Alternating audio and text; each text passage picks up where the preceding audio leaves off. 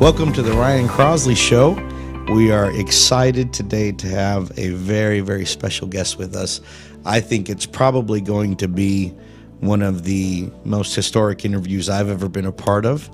And I have had the honor and privilege for about the last hour to be able to be talking with Juliana, and I'm excited about what she's going to talk to us about today, because I think that it's critical in the day and the time that we live in for people to be aware. The Bible says that there was people that had knowledge or of their times. They understood their times, and understanding our times is very, very important. So with no further ado, I just want to introduce to you Juliana Tamarazzi.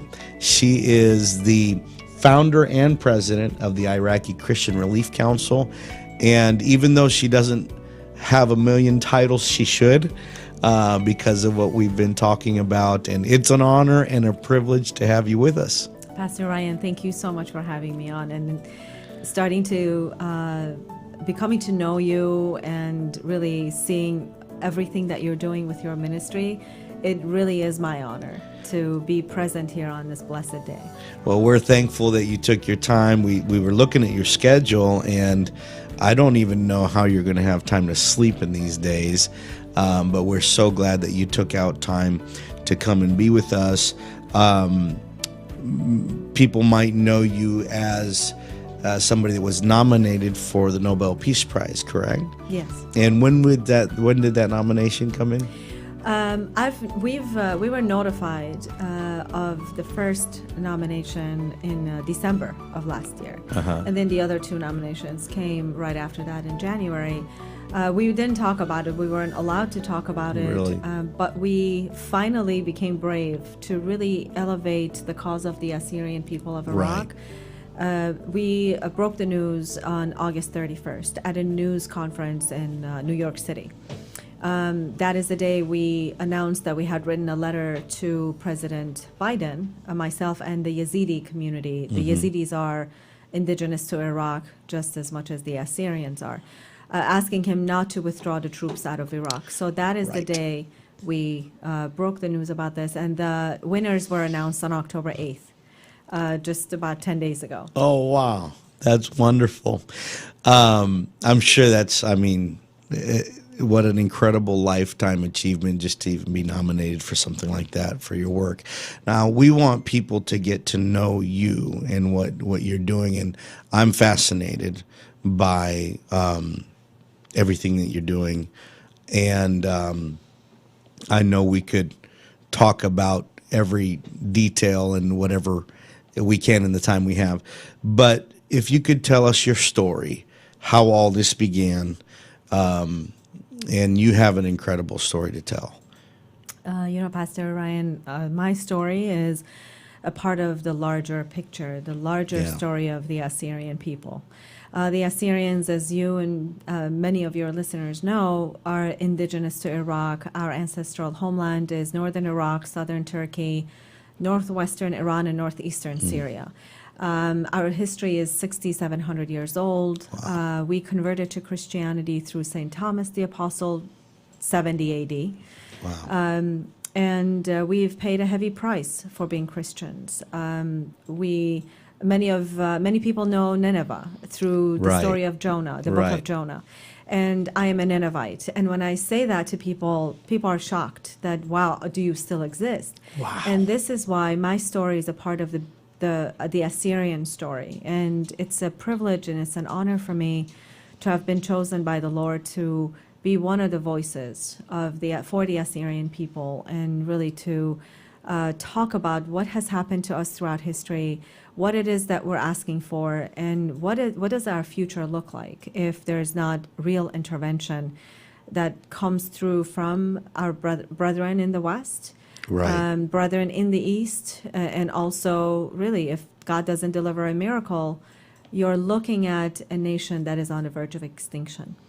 Wow. Now, anybody who is associated with the Word of God knows the Assyrian people play a huge role in the history of not just the Middle East, but humanity as a whole.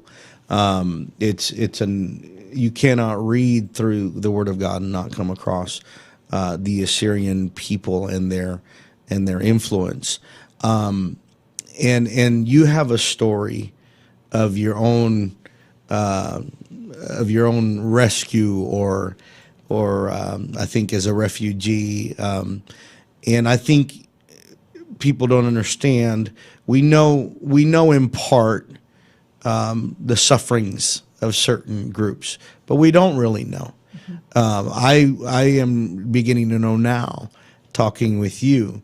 But if you could tell the people what you went through and how that is, reflected into what your people have gone through. Certainly. So I was born and raised in Iran, and until 1979 revolution, where the Islamic Republic of Iran was formed, we lived a pretty good life under the King of Iran. We had religious freedom. Yes, maybe there were sections in Iran that were very much Shiite, very much Muslim, that really were not accepting of Christians in their country. But Christianity has lived in Iran for 2,000 years, frankly, and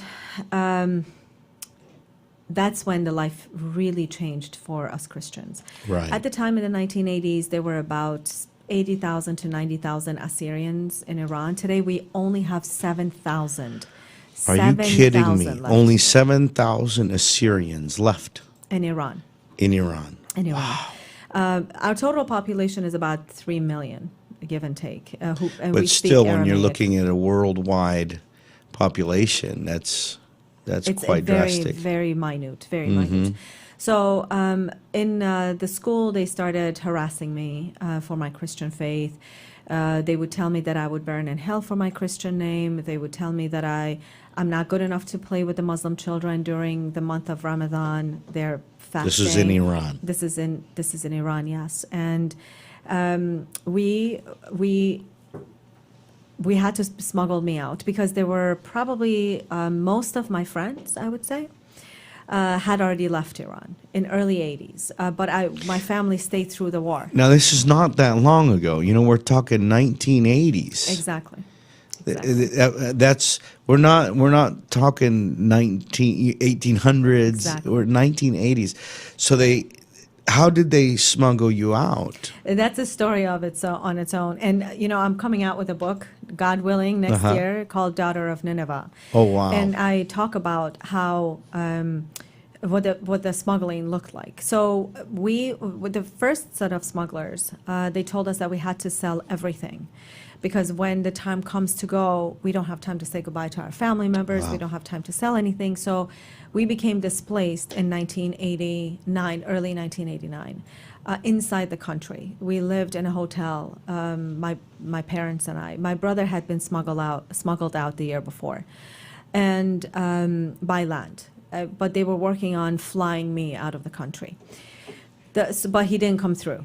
The man charged us a lot of money, and he didn't do anything. So we sought another group. Wow. The other group said, we're going to put her in sheep clothing, put her next to real animals behind a truck, and smuggle her to India. And from India, we would fly her to Germany, and we would give her to her brother. But that's human trafficking. And my father wasn't willing to lose me to human trafficking. Sure. Well, who knows where you would have ended up. Exactly. Because there were, honesty. Baha'i faith. There were many Baha'i women who had been taken on this route and never heard from again. Oh, my goodness. So the third set of smugglers, in a meeting, the man told my father, I was 15 at the time. He said, I will marry your daughter, we will destroy all her Christian papers, and we will become officially a Muslim, and she'll be officially my wife. She'll convert in the court, in a mosque, and we will be registered as husband and wife, and I will fly her to Germany directly as my wife, and I will give her to her brother. But he said, if I like her, I'm not going to divorce her. Mm-hmm. So we didn't take that route, thank God. So thank God, right? Exactly. Oh, my After goodness. much prayer and fasting, my great aunt contacted my father and said, I have a gift for you. Wow. And the gift was a dual agent, someone who worked for the government and someone who smuggled people on the side because he knew the system. He created a fake visa, a fake passport, a fake seminar, a computer seminar, so my mother supposedly could attend in Switzerland. And because I couldn't be left alone, I was underage, I would fly with her. And that's how we flew to Switzerland. If you have seen the movie Argo, Yes, I did. at the end, without ruining it for your listeners Right, who no spoiler. have not seen it, Right. if you recall at the end how they were leaving, Yes, going and the drawings, and they were Exactly. looking at the drawings. Yes. exactly, and how they were escaping, and how the terror that they were feeling. Yeah. This is what myself, my mother, and everyone else who was being smuggled out went through. So as soon as we left the airfield of Iranian airfield, we knew we were safe, and we stayed in a monastery in Switzerland, in Zurich, for about 6-7 days, and that another smuggler met us at the airport in Zurich. So 6 days later, he said, "I'm going to drive you over to overland to Germany," and that's how I ended up with my mother in Germany. Met my brother, and we sought religious asylum at the police station. And we were blessed at the time because we were able to come to America as as a family unit. Which is a rarity, really. Exactly. Today, my people are torn apart. Parents are sent to Australia. One daughter is sent to Sweden, another to Canada. So not only they're devastated from an economic perspective, loss of life perspective. Many of them have fallen ill, but also as a family unit, they're torn You don't have apart. any support. You don't have anybody with you. Exactly. Wow. Now, so there was very evident. Sorry, I'm getting teared up just listening to you. There was very evident threats on your life. If you didn't get out, what would have happened? Who knows? If I didn't get, I'm outspoken, and Yeah. I was outspoken in school. Right. That's why they kept on throwing me out of class, because I would defend the Holy Trinity, Yeah. or I would defend my Your other Christian aspects faith, of yeah. my Christian faith. And I don't know what would have happened, to be honest. Chances are, probably I would have not been. For sure, I wouldn't have been able to become a human rights advocate. Right. Because there have been other human rights advocates or environmental advocates or advocates for children who've been imprisoned, tortured, and 2 Iranian men I know, 2 brothers who actually won prizes for their, I believe they were chemists, I cannot recall exactly. So they won, the government gave them prizes for their findings. Right. But they imprisoned them when they started speaking up, being human rights activists. Right. They ended up in Pakistan. But in Pakistan, they were chased and they were tortured, even in Pakistan. Wow. So God knows what would have happened. I know the United States, everything I have, God has provided me Yeah. in this country. That's why my allegiance to the U.S., Right. I will lay my life down for Right. America. So, with that experience, and you were very young when that happened, 15 years old, but that has led you to a life of activism, but not just, there's people that are activists, but it's all words, it's all just behind a bullhorn. But you're not an activist in that way. You're an activist in your outspokenness, but then by your actions. That's what we were talking about a little bit before the program. Boots on the ground, actually doing something. So I had heard that you were also involved now, or had been, in rescuing or helping refugees get out, correct? In terms of Afghanistan, Okay, yeah, and I wanted to talk about that. That's very recent, that was 2 weeks ago. 2 weeks ago. Yes. Now, I have that on the top of my list here. I really feel like here we are. It's the 6th of October. The pullout from Afghanistan was not long ago at all. It's like it doesn't exist anymore in the news. That bothers me.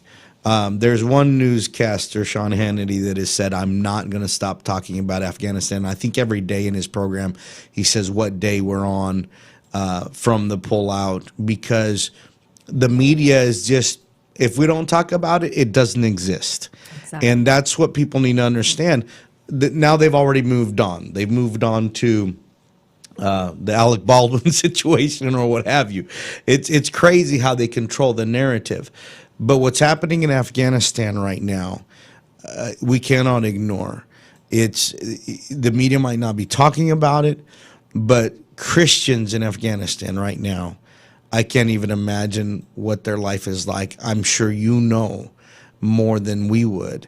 So can you talk about the pullout of Afghanistan, how devastating that was for those that live there, the Afghanis, the Christians there, and what's being done now? What are we doing? Well, it's a tragedy. Yeah. That people call it debacle. It's a lot more than a debacle to me. It's a tragedy, because all those, the hopes, the shattered dreams, the shattered hopes of women and children, the freedom, the little bit of freedom that they started to feel after U.S. Right. liberated Afghanistan, is all gone. 75% of the population is hungry. 70. Well, the Taliban is not. I started thinking about that. The Taliban is not a structured government. It's terrorism is what it is. Absolutely. And so how are you now going to, you control the government now, how are you going to provide for people? So 75%. 75% are suffering from hunger. Those who have assisted the U.S. are on the hit list. They're searching. I know personally that there are, without giving too much information, Right. there are individuals who know firsthand knowledge of certain operations in Afghanistan. Unfortunately, I cannot talk about it exactly what Right. sort of operations. There are about 14 of them. They're being sought after, and after Taliban uses them for information, they will put them to death, because they had worked very closely with the U.S. And they are these 14 are the only ones who know that level of security and operation that Taliban is seeking. Right. And the way I came to know about this recent operation that we were involved with. Look, back in 2001, when the U.S. liberated Afghanistan, a lot of reports started coming out with women setting themselves on fire because they were forced into marriages. But a lot of them didn't die. A lot of them lived scarred, either blinded or scarred because they would pour gasoline on themselves and wanting to kill themselves. They would be rescued, but now they're scarred for life. So I used to have connections with this particular medical device that would bring circulation to the wound and would heal it quicker. So I worked very hard to try to get those devices to Afghanistan. And I volunteered with the company, and I said, look, I'm going to go. I'm going to go Right. to Afghanistan. I'm going to train them how to use this. They weren't willing back in 2001 to donate. Every device was about $49,000. And I didn't have the organization at Right. the time, right? So I've had a heart for Afghans for many, many years. And so when this tragedy happened, first people that my heart went out to was the American military. Right. The sacrifices. Back in 2012, I visited Walter Reed Hospital.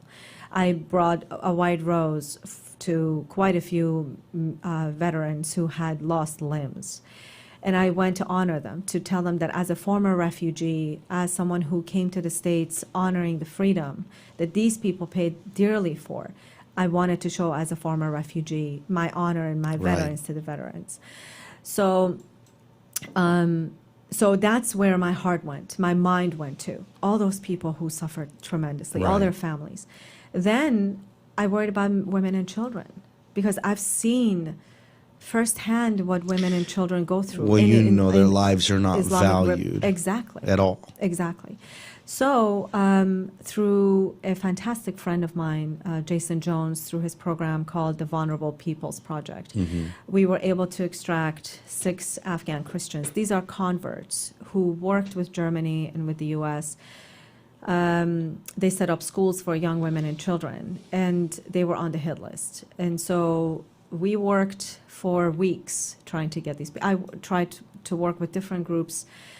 I received so many empty promises. I was going to ask you about So many that. empty promises. But the one that came through was Jason Jones with the Vulnerable Peoples Project. And so we rescued them. We brought them to safety.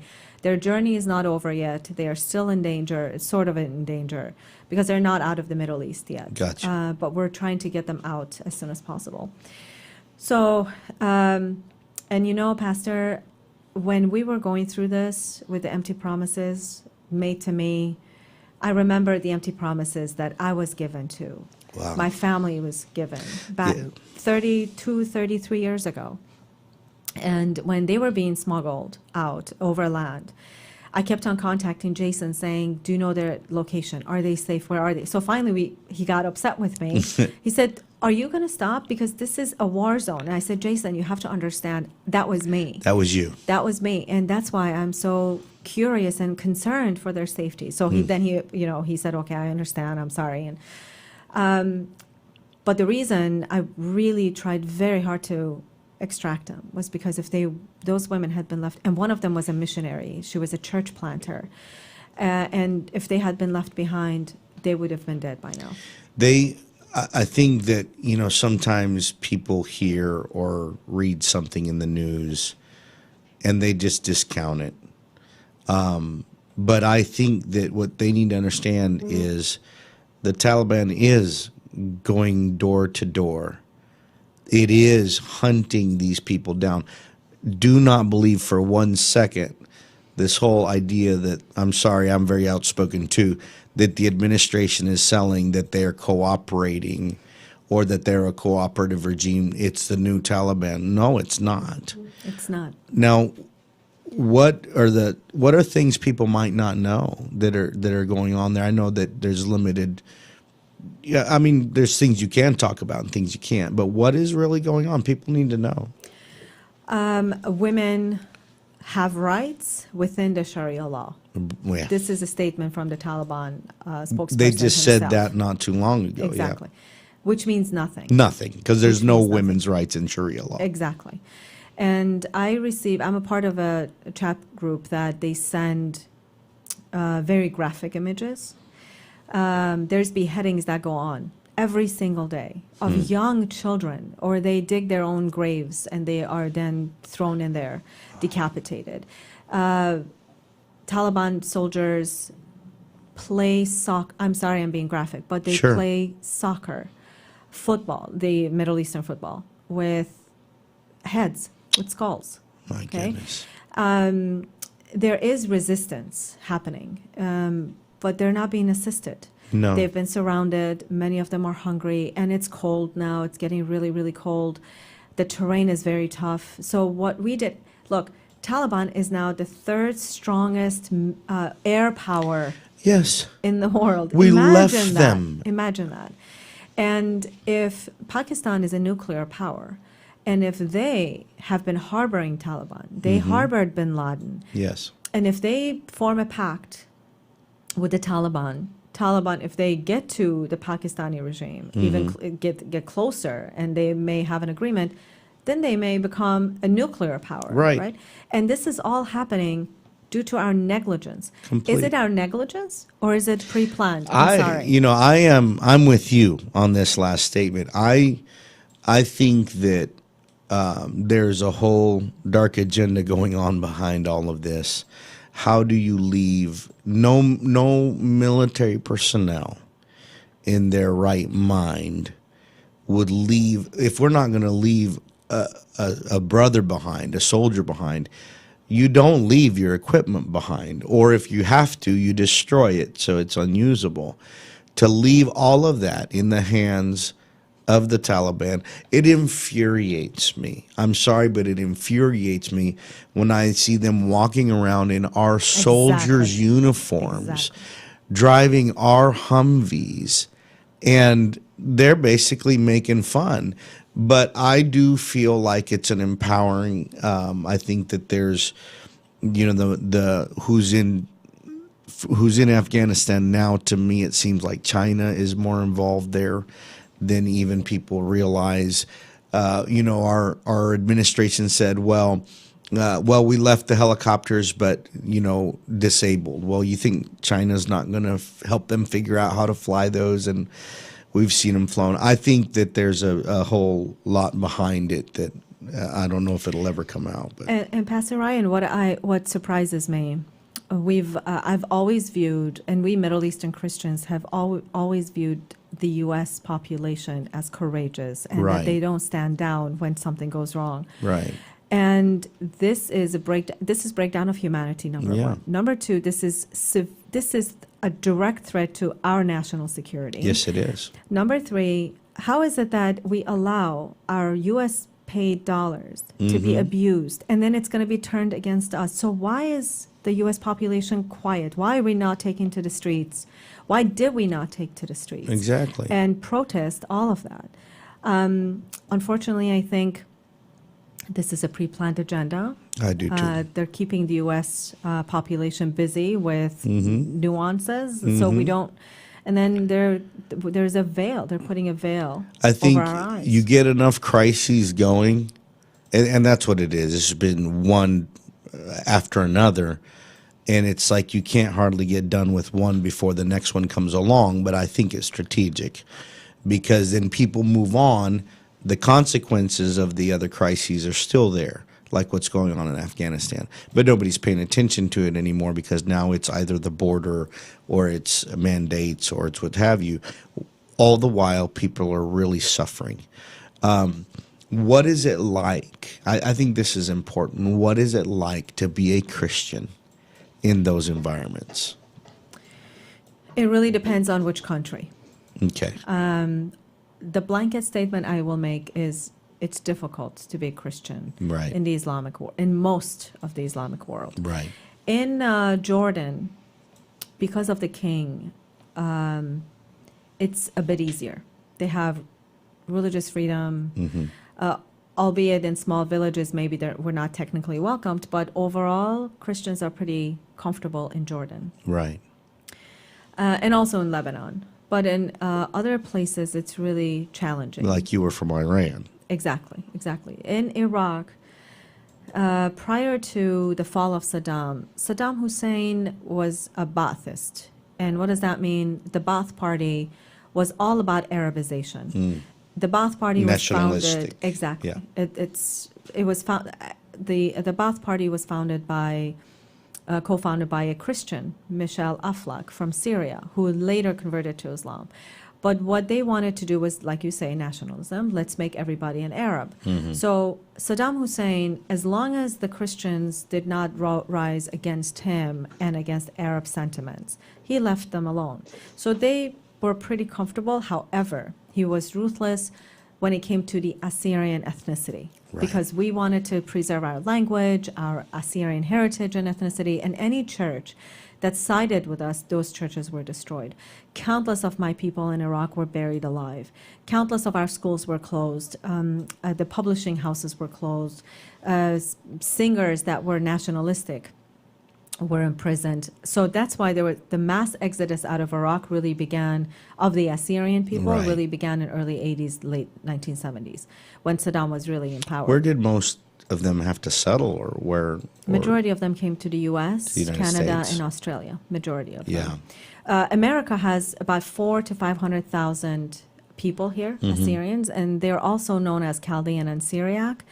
And that is the largest population in the world, largest concentration. We used to be 1.5 million in Iraq in 2003. But unfortunately, with the invasion of Iraq by the U.S., today we only have 150,000 left. Wow. 18 years later, that's a 90% drop. These people are, like I said earlier, their families are torn apart. They're settled throughout the world, in four corners of the world. A lot of them long for Nineveh. Many of them long to return, but they will never return because Right. of lack of security, lack of economy. As we see, Iraq is not doing well at all. Right. So it's very difficult so in 2003, the Iraqi Christians fell to the sword, truly. The attacks began by destroying churches, decapitating priests and pastors, raping nuns, killing men, the head of the household. Right. So many of them fled. In 2014, it became even more savage because of ISIS. And that's when the massive drop came in the population. And yes, ISIS was dismantled. Yeah. I would not say it was destroyed. ISIS. It's coming back. Islamic State is an ideology. I think that I try and teach people that they try and deal with these things through policy and politics, but it's an ideology. It's not just a political or policy battle. It's spiritual. Absolutely. And until they understand that, they're never going to understand what they're up against. Mm-hmm. And I think that we're finding out now that ISIS it's coming back. Absolutely. And now there's no checks or balances. There's no presence. That's what we lost in Afghanistan when the soldiers were saying, by being over there, it's safer here. People don't understand that's exactly true. It's safer here, but it also, maybe in Afghanistan, the idea was you're not going to Americanize Afghanistan, but at least it kept things at bay to where there was a sense of, for 20 years, there was a sense of freedom, a sense of normality. But now in the Middle East, these terrorist regimes are coming back. They're coming back with more military power than they've ever had. They're coming back supported by anti-American agendas also. So, we're talking 2014. Absolutely. You were saying. With the withdrawal of the troops in 2011, Pastor Ryan, the same team that withdrew the troops out of Iraq is the same team that did this to Afghanistan. You're exactly right. Different president, same team. Exactly. He was a vice president then. Mm-hmm. General Austin was in power. Blinken was there as well as a part of the team. So this is why we wrote that letter pleading with the administration not to withdraw the 2,500-man troops that we have. Did you get any response? No. And then I was thinking about this when you were talking about the refugee situation. Did you get any help from the government? We don't go to the government. You know better. Frankly, yes, we don't. The Department of State has been MIA. And so in 2011, when they withdrew the troops, ISIS was emboldened. Wow. And it was first ISI, Islamic State of Iraq, in 2006 and 2007. That's when Zarqawi founded ISI. And then in 2014, it came back stronger as the Islamic State of Iraq and Syria. Right. And they branded, much like the Jews were branded with the Star of David by the Nazis, the Christians of Iraq, starting in Mosul, were branded with the Arabic letter N, which represents the Nazarene.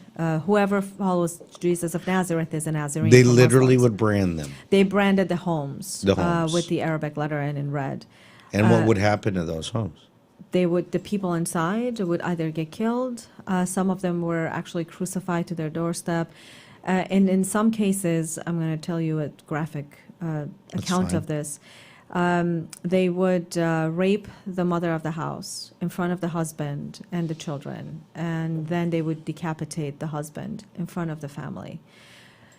And when I first went to Iraq in 2016 to distribute aid, the organization Iraqi Christian Relief Council was formed in 2007 to raise awareness, ask for prayers, and ask for funding so we could help with food, shelter, medicine, clean water, medical treatment, and et cetera.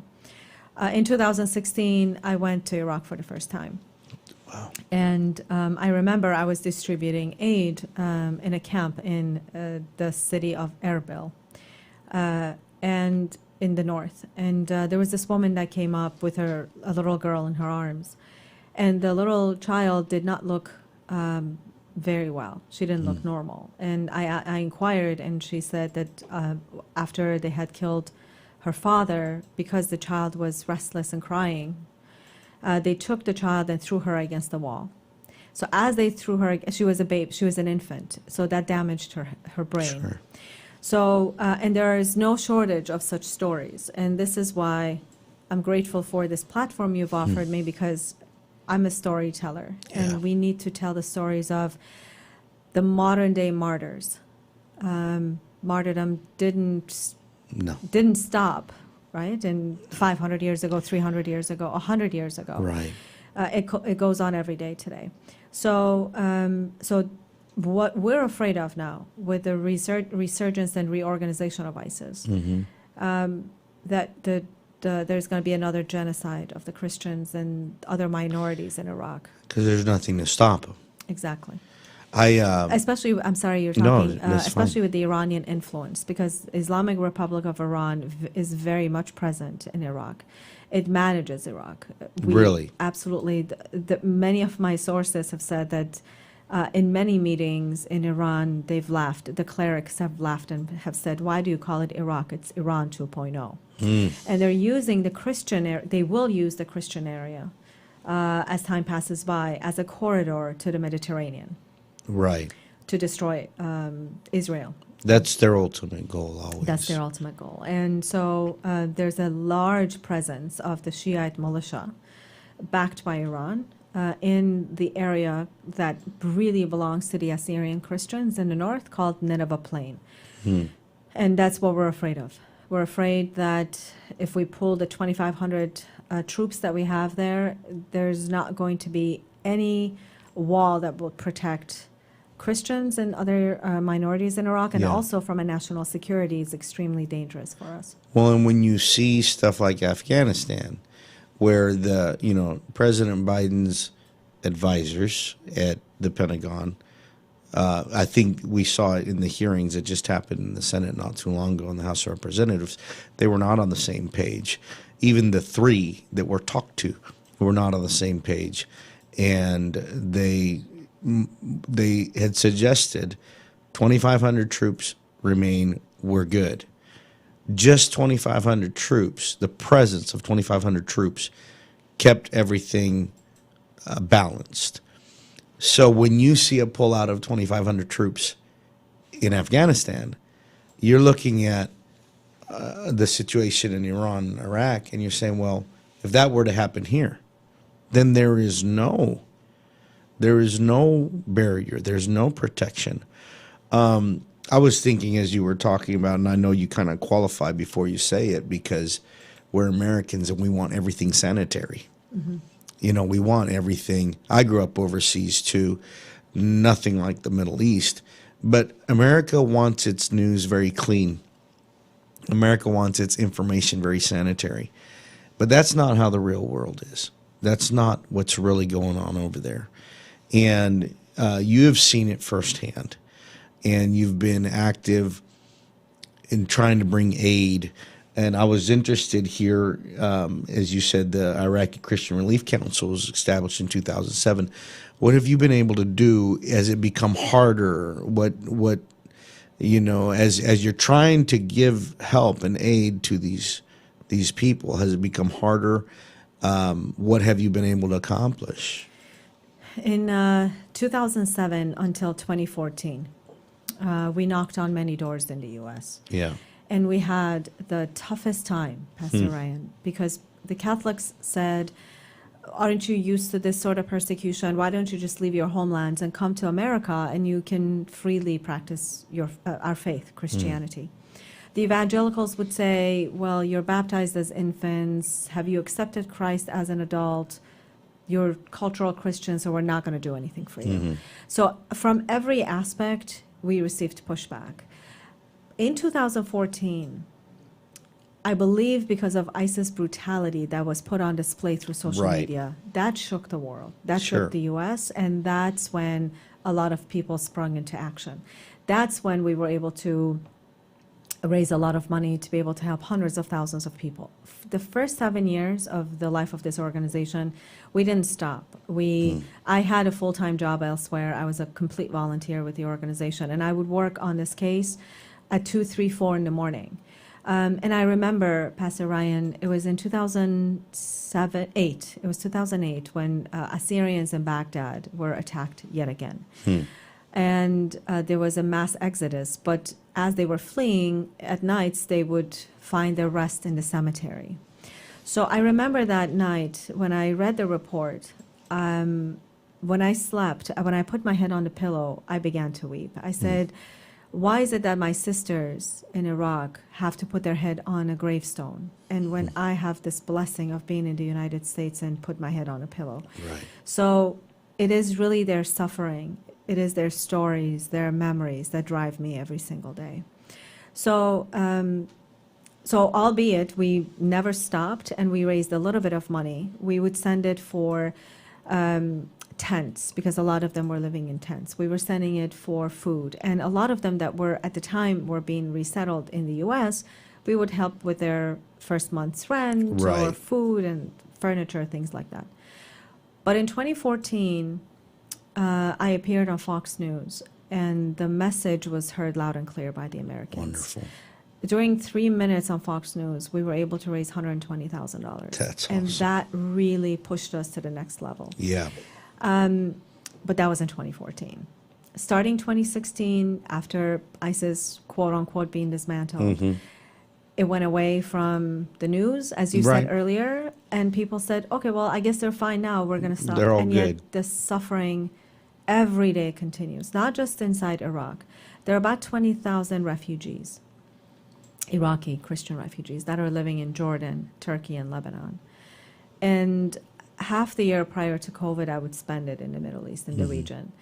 I'm not someone who sits behind the scenes, behind a computer, and would write checks for aid. I No. want to see these people. I want to look them in the eye and tell them that they're still dignified, that Christ is still with them. Although they teach me, actually. Right. Their faith teaches me. I have Right. nothing to offer them from that perspective, because I remember we were in a camp of 1,200, and there were 4 shower stalls for 1,200 people and 8 bathroom stalls, 4 for women, 4 for men. And later I'll show you the images, Pastor, if you'd like. Sure. And there was a group of women standing by one of the stalls, waiting in line to go to the restroom.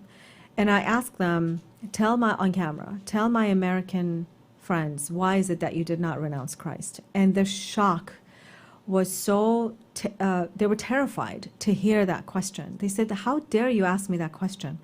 And they did this. They said, even at the point of death, I will not renounce Christ. So, and another story I will tell you, when I was in Jordan in 2015, I began to cry because I saw them in the church courtyard waiting with their hand extended for parcels of food. And I began to weep. And one of them came up to me, she said, and I tried to remain away from them so they don't see my tears, not to make them feel worse, right? One of them saw me, came up to me, she said, why are you crying? Very stern. And I said, what do you mean? Because of you and your situation. She said, don't you know we're a part of a bigger plan? Don't you know God has a plan for us and we're being used as a vessel for him to declare his message in the region? And those are the stories that don't get to the West. That is real faith. I don't care if they were baptized as infants or as adults. Right. They were willing to die for Christ. And they did not renounce. Very easily they could have renounced Sure. it. Very easily they could have saved their lives, their children's lives, their homes and stores and jobs. But they left everything because they remained faithful to Jesus. Wow. And this woman asked me, she said, when you go back to your home, ask your friends in America, what would they want us to do for them when it comes for them? This is back in 2015. So there's no shortage of stories, Pastor Ryan. I've preached a lot of sermons, and one of the stories I like to tell is of Polycarp. Polycarp was being threatened with his, to renounce Christ, and they had him. They were burning him at the stake, and he repeatedly said to them, he said, 86 years have I served him, and never once has he wronged me. I will not deny my Lord. And the flames would not consume him.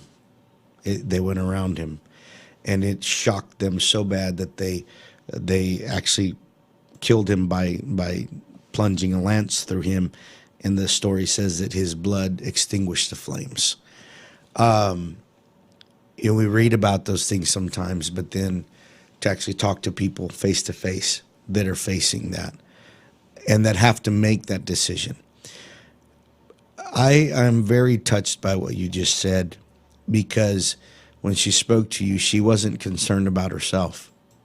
She was concerned about us and our state of affairs here in the States. This last year and a half for me as a pastor, I believe the last year and a half has been a test for leadership personally, as spiritual leadership. I feel people have followed whatever guide they have been given, and sometimes, unfortunately, that has not been a very strong guide. It's been kind of just given to whatever we're asked. I'm a fighter, and I kind of push back a bit. I detect that in you too. Yes.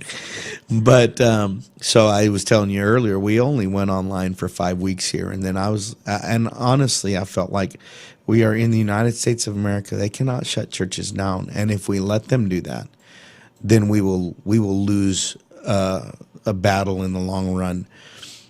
When she said that to you, did she say anything? What's the message of a Middle Eastern Christian that is literally fighting for their faith, knowing that death can be around any corner?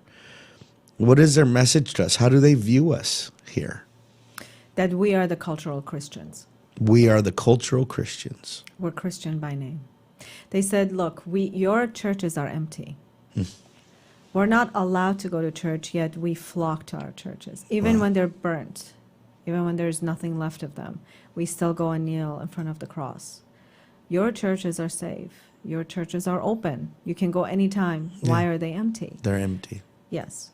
Yes. And when I came back, in quite a few of my initial speaking engagements, I would say, after that conversation with her, and it was not isolated. I heard that often from people in the Middle East. I said to myself, am I ready to be crucified for him, to die for him, because he was crucified for me? These people, many of them died. My own family members, out of 8, 7 of them were killed in the name of Jesus. Most in the Middle East, one in former Russia, in former USSR. My great grandfather was the priest for the Church of the East, and you were talking about him as the Theodore. No, that's my great uncle. Oh, that's your great uncle. Okay, I'm sorry. That's okay. My great grandfather. So my parents. So my ancestral land is Iraq. Right. But throughout displacement, and after the fall of Nineveh in 612 BC, we came to northwestern Iran. So during the Armenian, Assyrian, Greek genocide, my grandparents and my great-grandparents fled on foot, much like what we saw happen to the Iraqi Christians in 2014. Right. They walked on foot to safety, to USSR. Or back then it was Russia. So, but after the Bolshevik Revolution in 1917, in 1918, my great-grandfather was baptizing a child in the middle of the night, and his cross remained exposed. He forgot to hide it. So he was captured by Bolshevik soldiers, and he was beat to death. My great-grandmother, that was in 1918. In 1919 in Iran, my grandmother escaped, but my great-grandmother stayed behind with 2 of her sisters. And she was burnt alive. She was pulled out of her home in Ormia by Turks, burnt alive in December of 1919. And one of her sisters was beheaded by the Kurds, and the other sister was taken captive, sold in sex slavery by the Kurds. So my uncle, my father's brother, in the 1960s and 70s, he spent much of the time traveling throughout the Kurdistan mountains in northern Iran, and he even went to Iraq looking for his aunt. He wasn't successful. Obvious, we don't know what happened to her. Right. So 8 members of my family have fallen, 7 of them in the name of Christ. Wow. So martyrdom, like we said, did not stay in 500, 400, 300 years ago. Right. My own family was touched in 1919, the latest martyrdom. There are 2 types of martyrdom that I talk about. One is red, one is white, right? Red martyrdom is when our blood is spilled. White martyrdom is what when they're harassed, when they're persecuted, Right. when the churches are vandalized. I Right. think that's white martyrdom for us. Which that's happening a lot right now. Absolutely. I was seeing some of the pictures that I'd been sent about your work and saw where they have basically decapitated the Christs and stuff like that just to instill fear.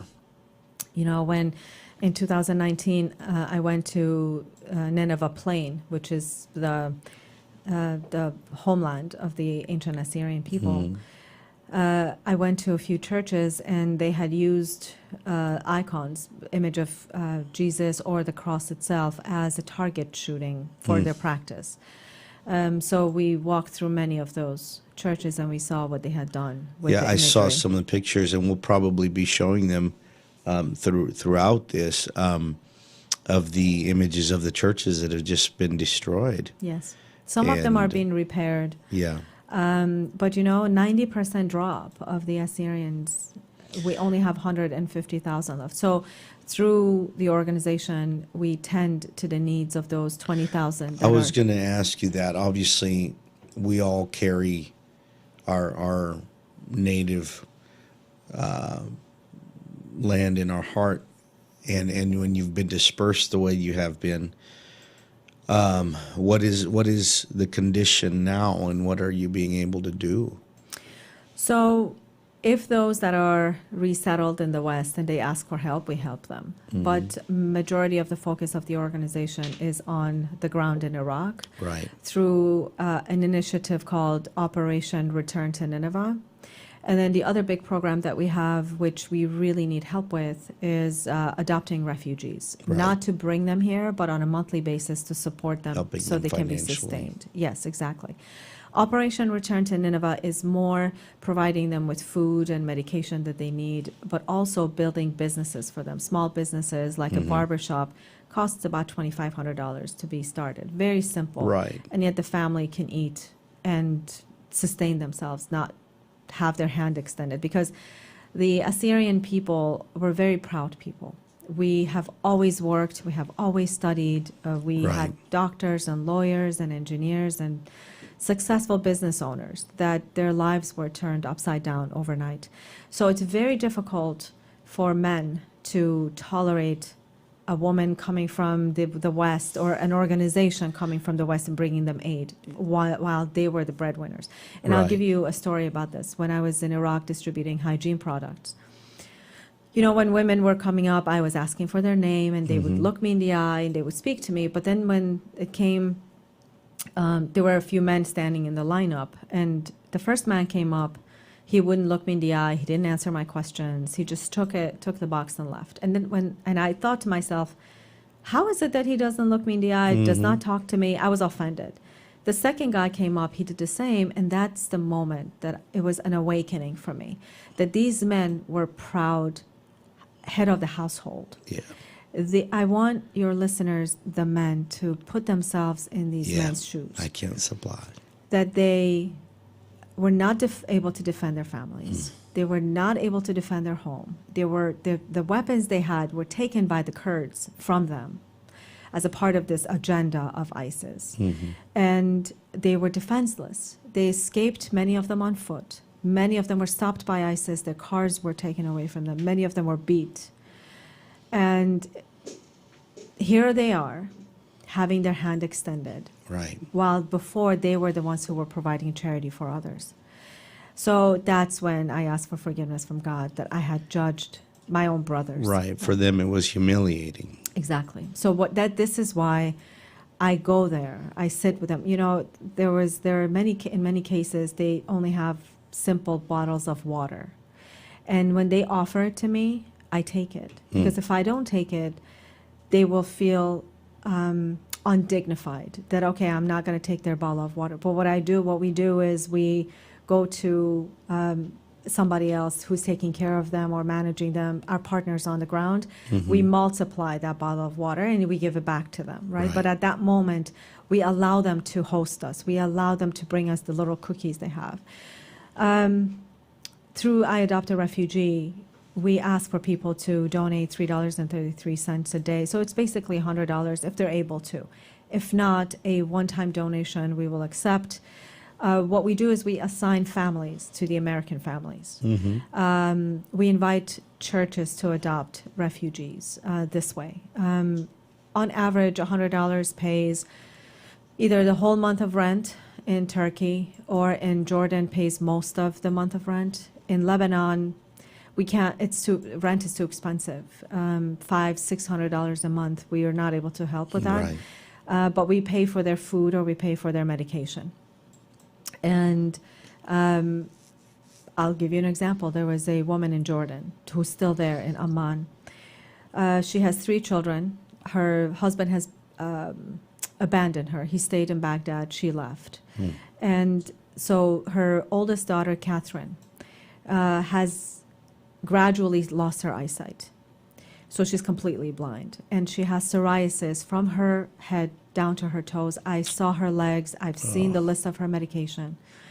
And her middle son is also losing his eyesight. Her younger son, who was 12 years old, she took him out of school. And he sells cigarette packets or chocolate, whatever, for 5 Jordanian dinars a day. That does not even pay for her daughter's medication. Why should we, as members of one body, allow this mother Right. to go through this?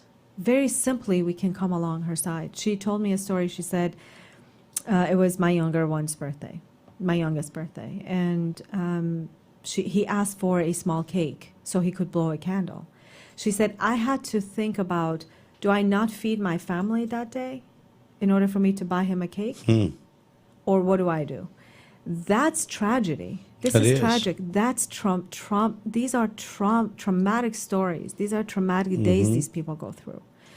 And I think we are able to come along their side. I agree.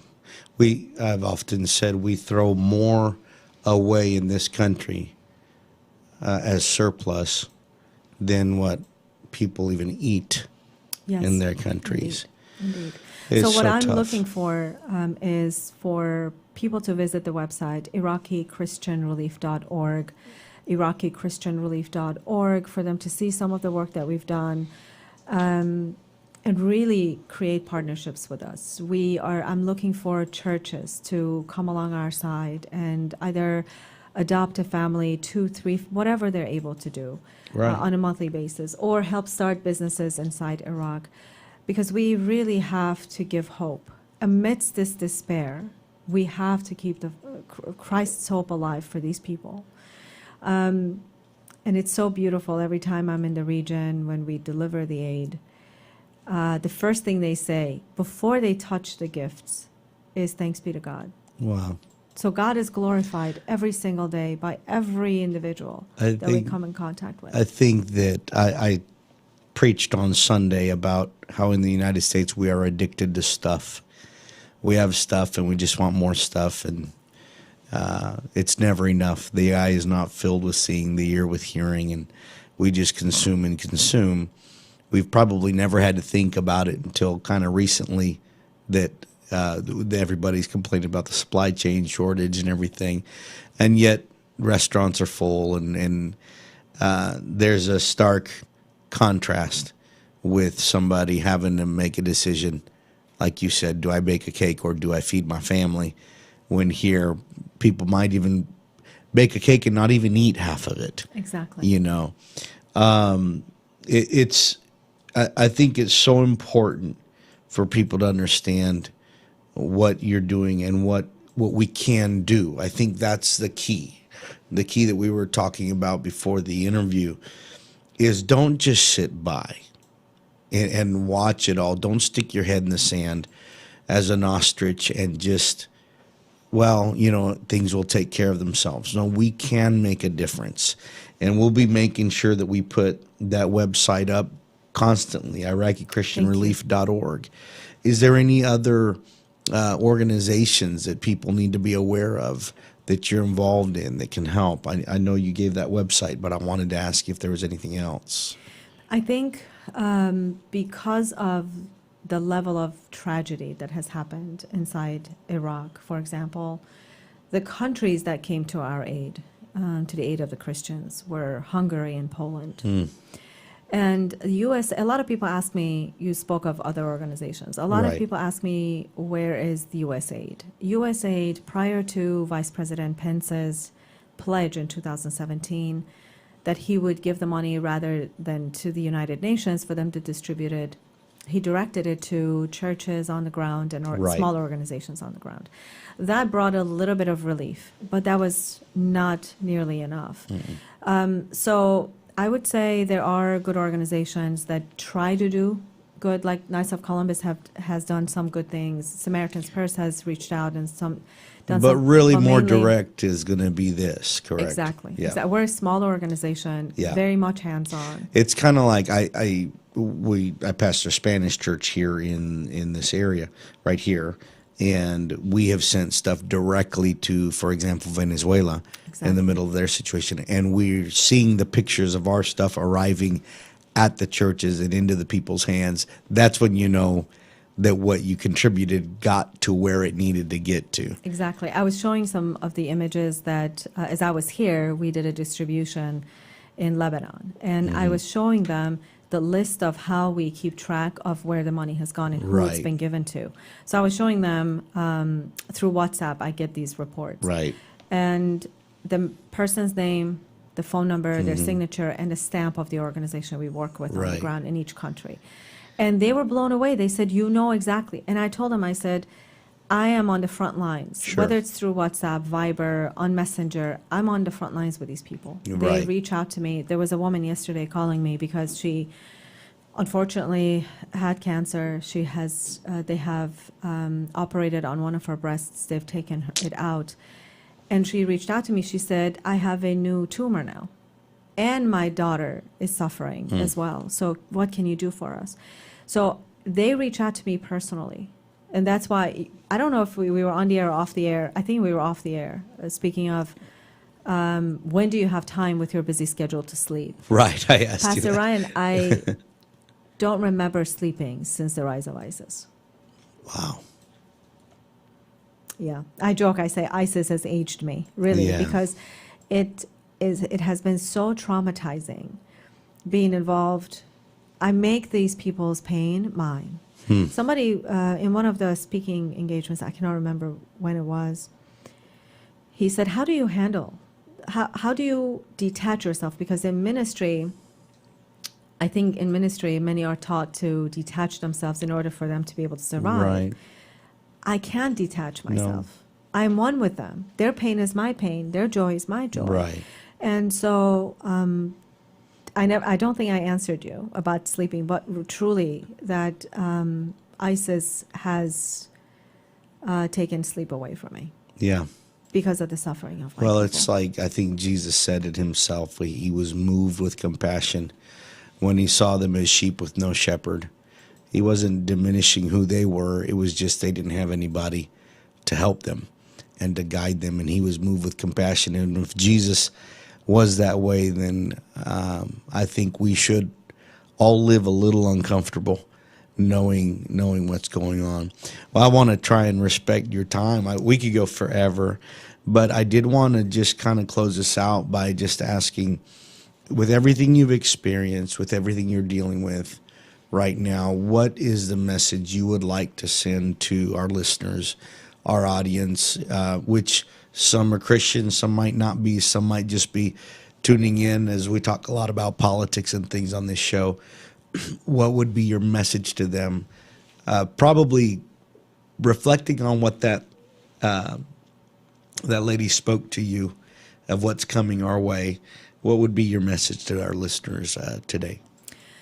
The great Elie Wiesel, who was a Holocaust survivor himself, a human rights advocate, a Nobel Peace Prize winner, he said, listening to a witness makes you a witness. And now that you've heard their stories from me, as a humble sister of yours, the responsibility has been put on your shoulders to break the silence. I believe if you are tuning in, you're listening to this, you're led by the Holy Spirit to be right here at this time to hear their stories. I want your hearts to break, but I don't want you to feel disempowered. Right. I want you to feel more empowered in Him, for you to pick up the pieces and help those who are today suffering. Remaining as spectators is not going to do any of us good, because when it comes our way, we would not want our Canadian brothers, our Italian brothers across the sea, across the pond, to remain spectators to our suffering. So how much more for this ancient community that has kept the faith for 2,000 years amidst all the massacres? Mm-hmm. There has been countless of massacres against the Assyrians of Iraq, of Iran, of Turkey, of Syria. How much more we have to assume responsibility for one another. What I love about the Jewish people, Yes, is they feel each other's pain. they do. If one Jew suffers in Australia, the ones in the U.S. are up in arms, and they stand financially, with their voices, with their political connections, through their agencies, with that suffering Jew. And that's not what I see, unfortunately. And I'm going to be critical, Pastor Ryan. That's I'm sorry, fine. but I don't I'm see with that you. camaraderie in the church. No, I agree. Is it because we're lukewarm Christians and we pick and choose what we want, what we like about our faith? Because we have so much to learn from the Jewish people and how they love one another. As St. Paul said, we're all members of one body of Christ. When I'm not feeling well, if my head hurts, my entire body doesn't want to move. Right. Why is it that we choose to ignore? Is it that it's too much? Is it that we're afraid of responsibility? Is it that we feel helpless? A lot of people say, I feel helpless, I don't know what to do. Then I, as an advocate, I'm a failure if I don't give you the tools to Right. get involved. And I think we have formed a process for people I have to a get involved. I have a much more critical view of it, I think, than even you do. I think really the main problem Christianity faces is Christianity is very carnal now, especially here in the United States. Christianity, I read a book a long time ago, and it was about the difference between Eastern and Western views of God. And it shook me, because the Eastern view of God is, I exist to serve my God. What am I supposed to do for him? That is why, whether it be a Muslim, whether it be a Jew, whether it be an Oriental religion, if you observe them all, they are all about what they have to do for their God. That's why, even in a twisted, extremist way, they will blow up their bodies because they are willing to do that for their God. Now, we know that it is a wrong application. Where the Western mentality is, what is God supposed to do for me? And so what happens is the East lives giving all. Their mentality will take them to martyrdom, will take them to that. West, we don't want to pay that price. Yes. We're carnal. We're addicted to stuff. We want to live our good life now. And I believe that, so as far as being critical, I think what happens with Christianity in America especially is we want to just maybe know about something, but it bothers us if we have to try and get out of our own way and do something. I was reading this, and it's a very, very famous quote, but it's by Martin Niemöller, who said this, and I'm sure you know it very well, where he said, "First they came for the socialists, and I did not speak out because I was not a socialist. Then they came for the trade unionists, and I did not speak out because I was not a trade unionist. Then they came for the Jews, and I did not speak out because I was not a Jew. Then they came for me, and there was no one left to speak for me." Exactly. And that's what Christians need to understand.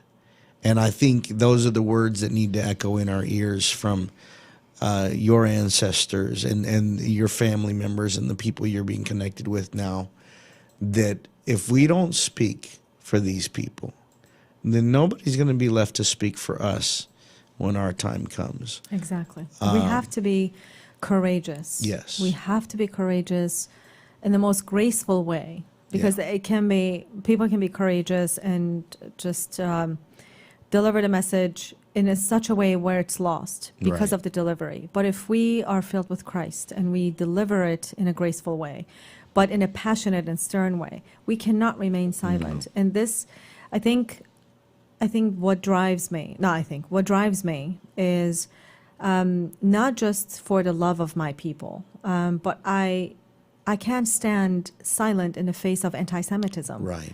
We cannot allow that to happen. How can we, for example, when Armenian and Azerbaijani war broke out last year on September 27th, this is a group of people that are going through yet another genocide within 100 years, 110 years.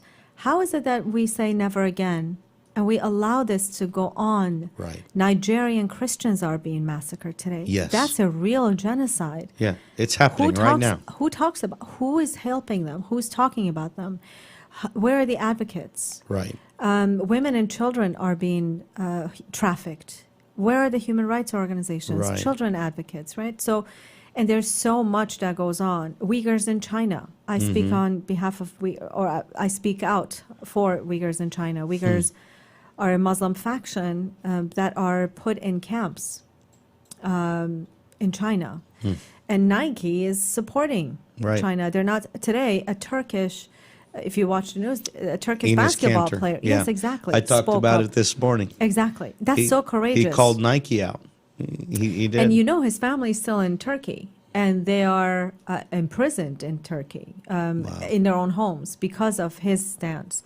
But he's a courageous man. Yes. That is speaking for his own people. They're Yeah. Turkic people. The Uyghurs are Turkic people as well, like he is. Yeah. So how much more we have to do for Right. our own. We have to be his hands and feet. We have to and speak stand. out. Yes, We have to exactly. speak out. It has been an honor to have you. It's my honor, Pastor. Really Thank is. you so much. I just, it touches my heart. And I think hopefully people that are listening can not just say, oh, well, that was a nice interview. What a great thing to learn what Juliana is doing. But that they would now do something about it. People ask, what can you do? Well, you can be a voice and you can get involved. You can do something.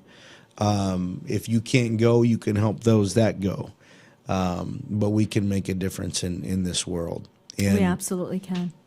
I do. It all begins with prayer, Yes. I believe. And I travel throughout the world to talk about this. So if there are pastors who are listening to this, I can come and speak in your churches. There's so much that we can do to help. It all it requires is courage. So Yes. are we going to be courageous to stand up for those who have kept the faith, who have also given so much to civilization? Right. The first library in the world was formed by our king Ashurbanipal in the city of Nineveh. When city of Nineveh was sacked and they burnt down the city, what they were not expecting was the clays that they had inscribed on became harder. So now there were 30,000 pieces of the first library in the world from 4,000, 3,000 years ago that was excavated. And now many of those pieces are in the British Museum. Wow. That's from the Assyrian heritage. So we've given so much to the world. Yeah. And yet now we are a nation that truly are staring death in its face. On the brink of extinction almost, and we've got to fight. We've got to fight for this. I'm so glad that God has also given you a platform. I'm grateful. Absolutely. He's given you a platform. I know that you've got a lot of traveling to do in these next few weeks and beginning of next year. And God has given you a platform, and we're going to be praying for God to give you strength in your body and your mind and your spirit, and also for you to be able to, we all have dreams of getting to certain things, and we feel kind of like the Apostle Paul, that we're never quite there, but we're still striving for that mark. And we'll be praying for God to strengthen you. Thank you. I do need perpetual prayer Yeah. as we're on the front lines, and The dark forces can attack at any time. The harder we work for Jesus, we know we're exposed more. So Right. I ask you and your listeners to continue to pray for us. Well, and I please. think it's important for the listeners to understand that what Juliana takes on is not always the safest of things to be involved in, and yet she's there, and we know that the angel of the Lord camps round about us, and so we're gonna be in prayer for Amen. you as Thank you're on you. those front lines. Thank you very Well, much. thank you so much for coming on Such the an program. honor. Thank you for giving me this platform. It's extremely important, and I'm so grateful to you. Thank you. No, we're the ones that are honored, and until next time, I guess. Yes, So thank God you. bless you, and you. thank you for coming today. We're going to be putting the website up and making sure that we're involved in what you're doing. Thank you very much. God God bless bless. you.